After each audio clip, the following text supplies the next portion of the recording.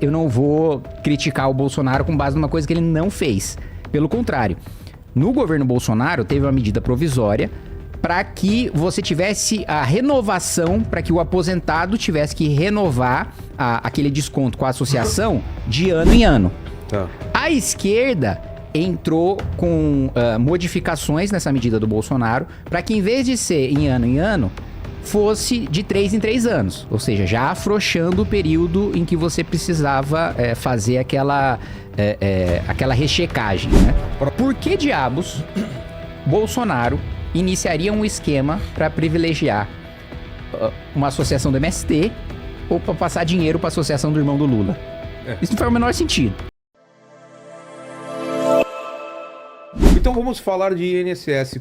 Eu acho que era bom explicar o que é o INSS, como funciona essa parada e por que a gente chegou onde a gente chegou com esse rombo absurdo aí. Bom, o INSS é basicamente a previdência de todos os trabalhadores da iniciativa privada, né? A aposentadoria dos trabalhadores da iniciativa privada e também... trabalha que nem um camelo durante Exatamente, décadas. Você contribui a sua vida inteira até pelo menos os 65 anos de idade. E aliás, Vilela, antes da gente falar do roubo do INSS, vamos falar um pouco do rombo do INSS, porque nessa semana eu estive com o presidente do Tribunal de Contas da União, que disse o seguinte, que há 3, 4 anos, pouco tempo atrás, a gente tinha 5, 6 pessoas trabalhando para cada aposentado. Hoje a gente já tem menos de 2 pessoas trabalhando para cada aposentado. Isso é preocupante. Não é qualquer pessoa falando. É o presidente do Tribunal de Contas da União, que analisa as contas do governo. Uma coisa que eu venho falando já há muito tempo, né? Você, jovem hoje, que tá numa idade pelo menos uns 20 anos mais jovem do que o Vilela, para ser jovem, não conte com a sua aposentadoria do INSS, porque o sistema hoje não é sustentável, né? A curva que nós temos agora, primeiro, o único país que mantém o modelo de repartição, que é basicamente quem está trabalhando hoje, sustenta quem é que está aposentado, em vez de... E o outro sistema, que é o de capitalização, é você trabalhar a sua vida inteira, o governo guarda o seu dinheiro e você muitas vezes tem a opção de fazer investimentos com baixo risco daquilo que você trabalhou sua vida inteira, ou o governo faz esses investimentos por você, e aí quando você se aposenta, você recebe aquilo que você contribuiu, mais os rendimentos daqueles investimentos que foram feitos ao longo do tempo. No nosso sistema, não. Ele gasta o nosso no dinheiro? nosso sistema, ele gasta o nosso dinheiro, a gente contribui para sustentar aqueles que estão aposentados hoje. Só que, primeiro, que é um modelo completamente insustentável, principalmente porque a gente deixou de ser um país jovem, né? E segundo, porque a gente não tem mão de obra formal, né? A maior parte das pessoas hoje ou está trabalhando em pessoa jurídica ou é trabalhador informal, o que significa que nesse esquema de pirâmide está faltando a base, né? Então, acho que esse é um ponto importante para ser colocado. Quando as coisas chegaram nesse nível na Grécia...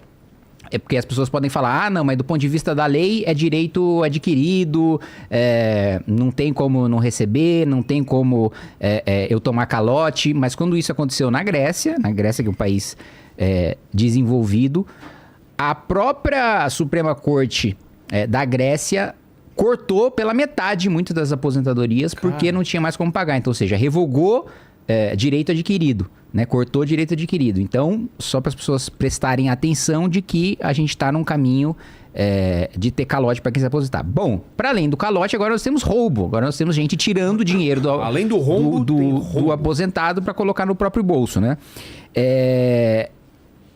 Essa história de você ter descontos, né, de aposentado e de pensionista para sindicatos e para associações, né, vinculadas a classes de trabalhadores, é uma coisa que começou em 1991 com o Collor, tá? Mas isso não é que o roubo começou com o governo Collor. Isso é esse instrumento de que a associação ou o sindicato pode fazer o desconto na sua folha para fazer a contribuição previdenciária. Começa a disparar esses descontos em 2009 e 2010. É importante dizer isso porque o discurso dos petistas hoje começou no governo Bolsonaro, né? Não, os descontos começaram a aumentar e as investigações dos ministérios públicos de vários estados começaram a avançar ainda no mandato do Lula, no segundo mandato do Lula, e depois isso continuou, Dilma 1, Dilma 2, entrou o Bolsonaro, Você, Vilela, e quem me conhece sabe que eu não tenho nada de bolsonarista, mas eu não vou criticar o Bolsonaro com base numa coisa que ele não fez. Pelo contrário, no governo Bolsonaro teve uma medida provisória para que você tivesse a renovação, para que o aposentado tivesse que renovar aquele desconto com a associação de ano em ano. Tá. A esquerda entrou com modificações nessa medida do Bolsonaro para que, em vez de ser em ano, fosse de 3 em 3 anos. Ou seja, já afrouxando o período em que você precisava fazer aquela rechecagem, né? A prova de vida. Aí, quando entra Lula 3 agora, esse último mandato do Lula, entre o ministro Carlos Lupe, que é uma indicação do PDT, do partido do Ciro Gomes, e o Lupe, aqueles descontos de associações que antes estava ali no governo Bolsonaro na casa dos 300 milhões, passam assim para mais de 3 bilhões de reais, e o rombo total calculado pela Polícia Federal é de 6 bilhões de reais, né? Então, e vamos falar sobre duas associações aqui. Uma é a CONTAG, que é a associação vinculada ao MST, diretamente ligada ao PT, né? Inclusive tocada ali por ex-parlamentares do PT. Outra é o Sindinap, cujo vice-presidente é o irmão do Lula, né? Isso que eu queria entender. E aí os repasses passam ali de 300 milhões ali para mais ou menos cada entidade no governo Bolsonaro, para 3 bilhões, né, para cada entidade mais ou menos no governo Lula. Então, o meu ponto é o seguinte, né? Como eu disse, não sou bolsonarista, mas também não vou criticar o Bolsonaro com base em mentira, como o PT está fazendo. Por que diabos Bolsonaro iniciaria um esquema para privilegiar uma associação do MST ou para passar dinheiro para a associação do irmão do Lula? Isso não faz o menor sentido. Pois é. Outro dado prático que o Arthur colocou aqui. Se então a responsabilidade é do governo Bolsonaro e é um escândalo do governo Bolsonaro, por que os deputados do PT não assinam a CPI pra gente ir atrás do Bolsonaro? Se o prejudicado é Bolsonaro, o ministro do Bolsonaro e o governo Bolsonaro, não faz sentido, né, eles não assinarem para que tenha investigação. E justamente eles não querem que aconteça, porque sabem que é um escândalo do governo Lula, principalmente do governo Lula 3. E você teve várias medidas ao longo do tempo para afrouxar essa fiscalização, né? Primeiro, você precisava fazer a biometria no Ministério da Previdência para fazer essa renovação dos descontos feitos pelas associações. Aí, num projeto que a gente votou ainda em 2021, a esquerda coloca o que a gente chama de jabuti. Jabuti é quando tem um projeto sobre um tema e aí inserem uma coisa que não tem nada a ver com aquele tema. Pra ver se cola. Pra ver se cola. Isso né? é o chamado jabuti? Chama-se jabuti porque... É a história, né? Você tem um jabuti em cima da árvore e alguém colocou lá. Exato. Alguém colocou o jabuti no sobe em árvore. Vem daí. E aí aprovaram o jabuti para que a própria associação pudesse fazer a verificação da biometria. Ou seja, o fiscalizado virou o fiscalizador. Cara, tem coisas que... Mano, que... E aí vem aqui, já tenho até alguns nomes aqui de quem apresentou e votou essas emendas. Tem a Fernanda Melchiona do PSOL, a Sâmia Bonfim do PSOL, Rogério Carvalho do PT. 11 deputados e senadores do PT apresentaram emendas para afrouxar a fiscalização em cima dessas associações. Então é basicamente, você pega lá um aposentado, finge, né, frauda a assinatura dele para dizer que ele deu autorização para o sindicato ou para a associação fazer aquele desconto na folha de pagamento dele. Ele obviamente não fez aquilo, tem os descontos por vários e vários, tem uma quadrilha aí que fazia isso por 20 anos, né? Então, vários e vários meses, e agora a polícia descobre que o rombo é de pelo menos 6 bilhões e 200 milhões de reais. Aí a gente pode falar de um outro que foi descoberto recentemente, que é a fraude no consignado, que é aquele cara que é aposentado ou pensionista, e aí faz um empréstimo que é descontado diretamente no pagamento dele. Isso tem uma estimativa de que o potencial desse rombo seja de 60 bilhões, né? Ou seja, 10 vezes maior do que essa fraude que já é a maior da história do INSS, de 6 bilhões do desconto das folhas. Então o esquema, a visão geral do esquema é essa. O discurso dos petistas é de que, não, só foi investigado agora porque foi o governo Lula que foi pra cima. Mas não, isso é mentira.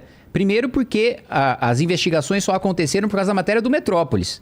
O Metrópolis que levantou isso, o escândalo em primeiro lugar, e aí foi juntando, fazendo cada vez mais matéria, juntando cada vez mais provas, mostrando que o escândalo era cada vez maior, e aí chegou num ponto que não dava mais para ignorar, né? E aí a Polícia Federal, que já estava fazendo a investigação, vem a Controladoria Geral da União e atua junto, mas não tinha mais como ignorar.